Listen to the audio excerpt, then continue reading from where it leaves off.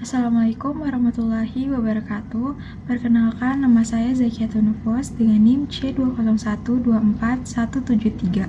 Di sini saya akan memaparkan materi yang sebelumnya telah kita pelajari, yang dimana tujuan saya membuat video ini untuk memenuhi ujian tengah semester.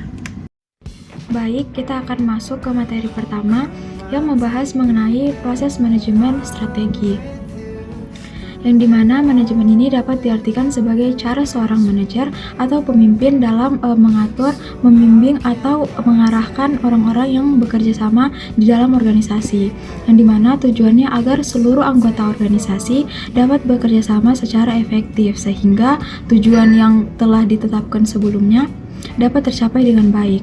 Nah, selanjutnya ada pengertian dari strategi, yang dimana strategi ini adalah suatu proses dalam menentukan rencana yang dibuat oleh para pemimpin organisasi yang berfokus pada pencapaian tujuan jangka panjang.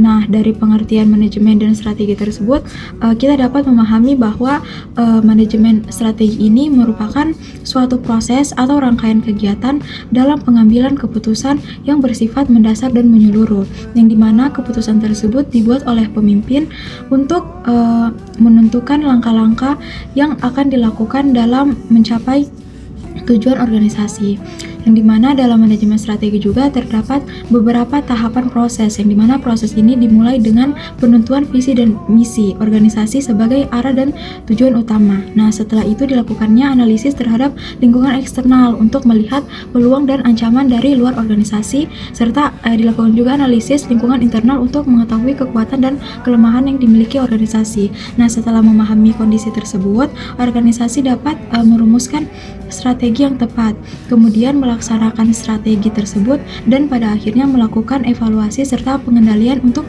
melihat apakah strategi ini sudah berjalan dengan baik atau perlu diperbaiki lagi. Nah, tujuan utama dari manajemen strategi ini untuk menciptakan keunggulan kompetitif, yang dimana keunggulan kompetitif ini adalah kemampuan organisasi untuk memberikan nilai yang lebih baik dibandingkan dengan pesaingnya. Jadi keunggulan ini dapat dicapai melalui diferensiasi produk, efisiensi dalam penggunaan sumber daya, serta inovasi yang berkelanjutan. Selanjutnya kita masuk di materi kedua yang membahas mengenai lingkungan internal seperti sumber daya, kapabilitas, dan kompetensi inti. Lingkungan internal ini adalah faktor atau kondisi atau kemampuan yang berasal dari dalam organisasi dan berada di bawah kendali manajemen, yang dimana faktor-faktor ini juga sangat mempengaruhi kinerja organisasi serta keberhasilan dalam mencapai tujuan yang telah ditetapkan. Yang dimana dalam memahami lingkungan internal terdapat teori yang disebut dengan Result Based View atau RBF, yang dimana teori ini menjelaskan bahwa perusahaan dapat mencapai keunggulan bersaing dengan memanfaatkan sumber daya yang dimilikinya secara efektif, yang dimana sumber daya tersebut dapat dibagi menjadi dua jenis, yaitu sumber daya berwujud seperti mesin, tanah, bangunan, atau peralatan. Nah, sementara sumber daya tidak berwujud ini seperti keahlian, seperti budaya organisasi dan pengetahuan, yang dimana jika sumber daya ini dikelola dengan baik, perusahaan dapat memiliki keunggulan yang berkelanjutan. Selain sumber daya, organisasi juga memiliki kapabilitas, yang dimana kapabilitas ini kemampuan perusahaan dalam memanfaatkan dan mengelola sumber daya yang dimiliki agar dapat menghasilkan kinerja yang baik. Dari kombinasi sumber daya dan kapabilitas ini kemudian terbentuklah yang disebut dengan kompetensi inti, yang dimana kompetensi inti ini merupakan kemampuan strategis utama yang dimiliki perusahaan dan menjadi dasar keunggulan bersaing dalam jangka panjang.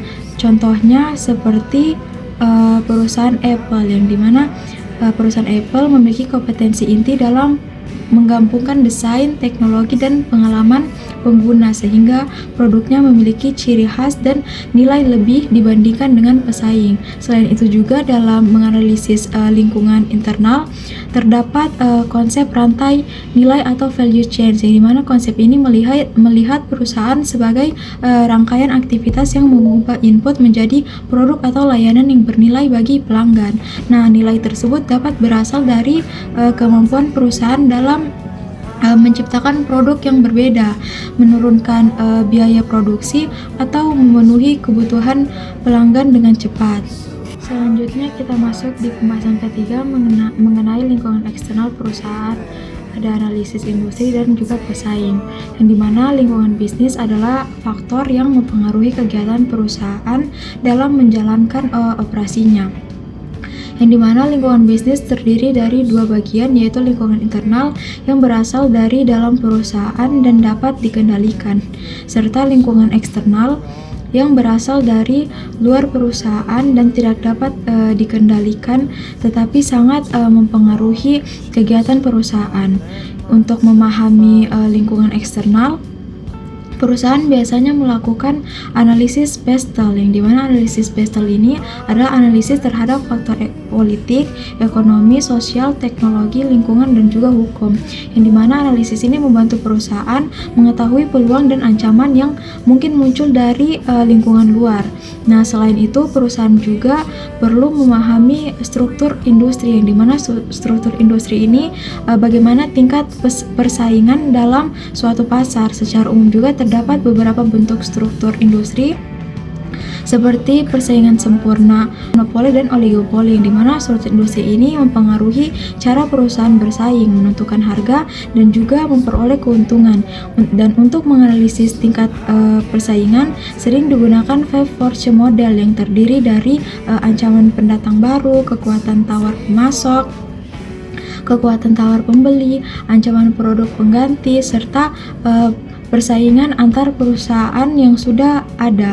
Dan dengan analisis ini juga perusahaan dapat memahami posisi mereka dalam persaingan pasar. Nah, selain itu perusahaan juga dapat menggunakan analisis SWOT, yaitu menganalisis kekuatan, kelemahan, peluang, dan juga ancaman, yang dimana analisis ini membantu perusahaan dalam menyusun strategi yang tepat untuk memanfaatkan kekuatan yang dimiliki dan memperbaiki kelemahan, memanfaatkan peluang, serta menghadapi ancaman dari lingkungan bisnis. Baik, selanjutnya kita akan membahas materi keempat yang membahas mengenai visi dan misi organisasi. Visi adalah gambaran atau cita-cita yang ingin dicapai oleh suatu organisasi di masa depan, yang dimana visi ini menjadi arah dan tujuan jangka panjang yang ingin diwujudkan bersama oleh seluruh anggota organisasi. Dan dengan adanya visi, organisasi memiliki gambaran yang jelas tentang kondisi yang ingin dicapai di masa depan. Sedangkan misi adalah langkah-langkah atau usaha nyata yang dilakukan oleh organisasi untuk mewujudkan visi tersebut, yang dimana visi ini menjadi pedoman dalam menjalankan kegiatan organisasi sehari-hari agar semua aktivitas yang dilakukan tetap sesuai dengan tujuan yang ingin dicapai. Nah, dengan kata lain, visi ini adalah tujuan masa depan, sedangkan misi ini adalah cara untuk mencapai tujuan tersebut. Nah, sebuah misi yang baik juga biasanya memiliki beberapa kriteria seperti harus jelas, berorientasi pada masa depan, mampu memberikan inspirasi, atau tetap realistis untuk dicapai. Nah, selain itu juga, visi juga sebaiknya singkat, relevan, fleksibel, dan mudah dipahami oleh seluruh anggota organisasi. Nah, dalam organisasi juga terdapat berbagai jenis organisasi berdasarkan beberapa hal yang seperti struktur organisasi, hubungan kerja, bentuk hukuman, ukuran organisasi, atau tujuan organisasi.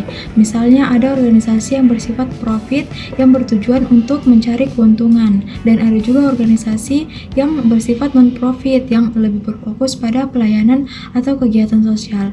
Yang dimana selain itu organisasi yang efektif juga biasanya memiliki pembagian kerja yang jelas, terus hierarki wewenang, koordinasi yang baik, serta aturan kerja yang teratur. Nah, visi dan misi ini memiliki peran yang sangat penting bagi organisasi.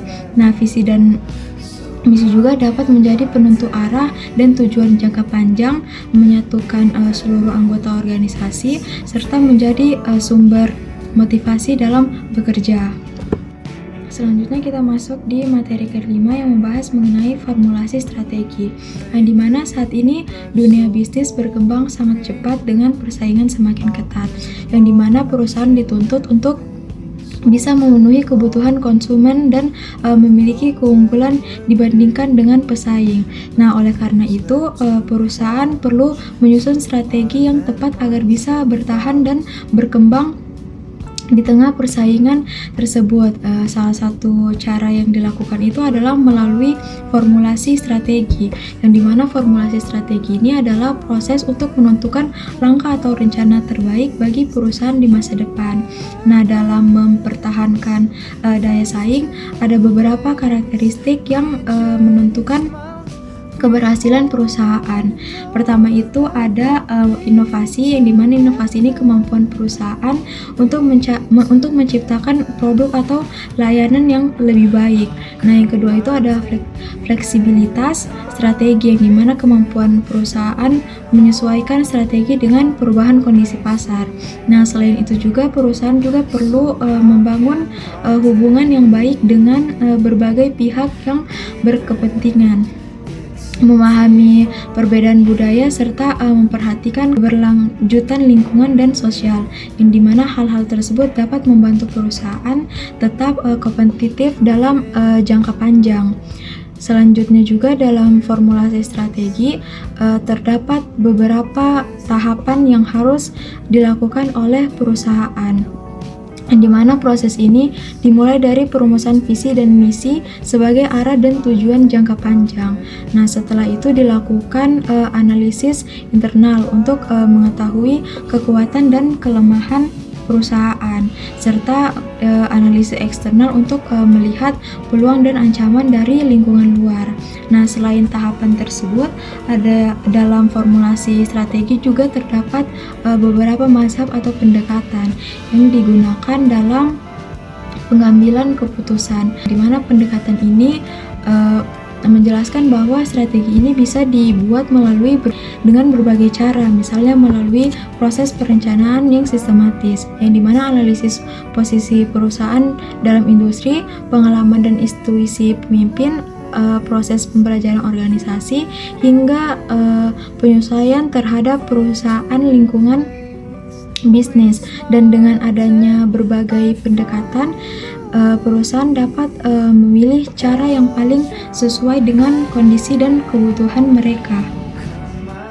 Selanjutnya kita masuk di pembahasan terakhir mengenai fokus strategi, yang dimana fokus strategi adalah cara perusahaan menentukan satu segmen pasar tertentu sebagai target utama, yang dimana tujuannya supaya perusahaan bisa lebih fokus, tidak menyasar semua pasar, dan menggunakan sumber daya secara lebih efektif untuk memenangkan persaingan. Yang dimana dengan strategi ini perusahaan bisa lebih memahami kebutuhan pelanggan yang spesifik. Nah, dalam penerapannya ada dua pendekatan utama. Yang pertama itu ada diferensiasi produk, yang dimana diferensiasi produk ini adalah strategi dengan cara membuat produk yang unik dan berbeda dari pesaing, misalnya dari segi kualitas, desain, fitur, atau merek. Dan dengan adanya keunikan ini, produk menjadi lebih bernilai di mata konsumen, dan dampaknya pelanggan bisa lebih loyal dan tidak terlalu mempermasalahkan harga karena mereka merasa produk tersebut punya kelebihan. Nah, yang kedua itu ada strategi cost leadership, yang dimana strategi ini berfokus pada efisien biaya agar perusahaan bisa menjual produk dengan harga lebih murah dibandingkan pesaing. Nah, biasanya strategi ini juga digunakan untuk menarik konsumen yang sangat sensitif terhadap harga. Nah, agar berhasil, perusahaan harus mampu mengontrol biaya dengan baik, mulai dari produksi hingga distribusi. Yang dimana perbedaan utama dari kedua strategi ini terletak pada cara bersaingnya. Yang dimana kalau diferensiasi ini mengendalikan keunikan dan kualitas, sedangkan cost leadership ini mengandalkan harga yang murah.